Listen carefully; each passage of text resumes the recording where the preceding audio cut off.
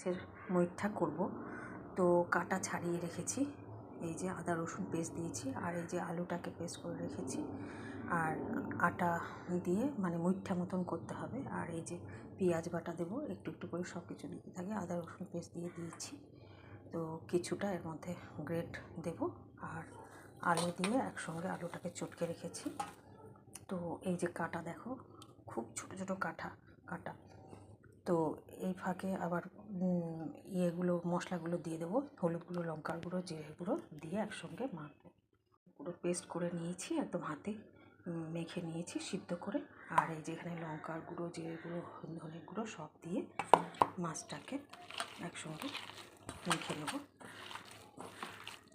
দিয়ে একসঙ্গে মুঠো মুঠো, এই জন্য এটার নাম মৈঠা তৈরি করবো। মাছের মৈঠা তো মাছের কাটা বেছে নিয়ে তার মধ্যে এই যে আটার গুঁড়ি দিয়ে মশলা, হলুদ গুঁড়ো, লঙ্কার গুঁড়ো, পেঁয়াজ বাটা এইভাবে সব করে মুঠো মুঠো, আর আলু সিদ্ধ দিয়ে একসঙ্গে এই যে এরকম মুঠো মুঠো করে বানাবো। তো কাটাকে বেছে নিতে হবে, কাটাটা খুব ভালো করে বাছতে হবে। দেখো কেটে কাটা বেছে রেখেছি।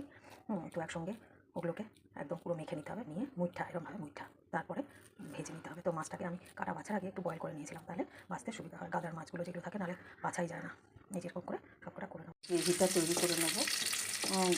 গোটা গরম মশলা, কাঁচা লঙ্কা দিয়ে দিয়েছি, আর এই যে রসুন আদা পেস্ট আর পেঁয়াজ বাটা দিয়ে দেবো, দিয়ে হলুদ গুঁড়ো, লঙ্কা গুঁড়ো দিয়ে দেবো। যে রসুন আদা আর পেঁয়াজ বাটা, পেঁয়াজকে গ্রেট করে রেখেছিলাম বাটানো, তো লাল লাল করে একটু ভেজে নেবো। টমেটো পিউরি দিয়ে দেবো, মশলাগুলো একটা করে দিয়ে দেবো।